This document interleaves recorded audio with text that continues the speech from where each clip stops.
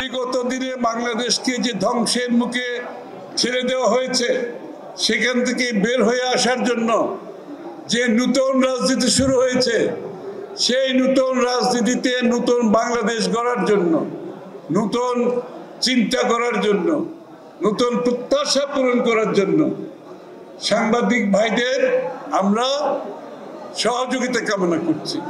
এবং এটা রাজনীতিকদের বেলায় প্রযোজ্য। সকলে ধারণ করতে হবে নতুন বাংলাদেশকে, মানুষের নতুন প্রত্যাশাকে, নতুন আকাঙ্ক্ষাকে পূরণ করতে হবে।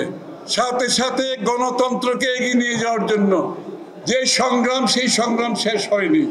সেই সংগ্রাম শেষ হবে যে জনগণের মালিকানা ফিরিয়ে দেওয়ার মাধ্যমে। এই ঈদে জামা জুতো অ্যাকসেসরিজের ডিসকাউন্ট। মালিকানা ফিরিয়ে দেওয়ার একমাত্র বাহক হচ্ছে একটি জনগণের ভোটে নির্বাচিত সরকার গঠিত করা, যারা জনগণের কাছে দায়বদ্ধ থাকবে, জবাবদিহি থাকবে, এবং একটি নির্বাচনের মাধ্যমে বাংলাদেশে আবার গণতান্ত্রিক অর্ডার ফিরিয়ে আনা।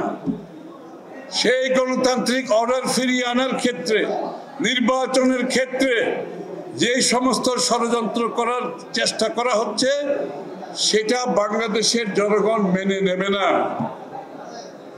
যারা শেখ হাসিনার সুরে আবার কথা বলছেন, আমি আবার বলছি কথাটা দুই একদিন ধরে, শেখ হাসিনার সুরের আমি লক্ষণ পাচ্ছি যে আমরা এই কাজ করছি, আমরা সেই কাজ করছি, আমরা সংস্কার করব, আমরা বাংলাদেশকে বিনিয়োগের ব্যবস্থা করছি বাংলাদেশে, ইত্যাদি ইত্যাদি। এই সমস্ত গল্প শুনেছি শেখ হাসিনার কাছ থেকে। আমি উন্নয়ন করছি তো বাংলাদেশে, আপনাদের ভোটের দরকার কি? এই নির্বাচনের দরকার কি? আমি তো দেশের উন্নয়ন করতেছি, আপনাদের জন্য তো কাজ করতেছি, এই কাজ করতেছি, সেই কাজ করতেছি। এই সব বলে বাংলাদেশের মানুষের সব অধিকার শেখ হাসিনা কেড়ে নিয়েছিল, ভোটাধিকার সহ কেড়ে নিয়েছিল।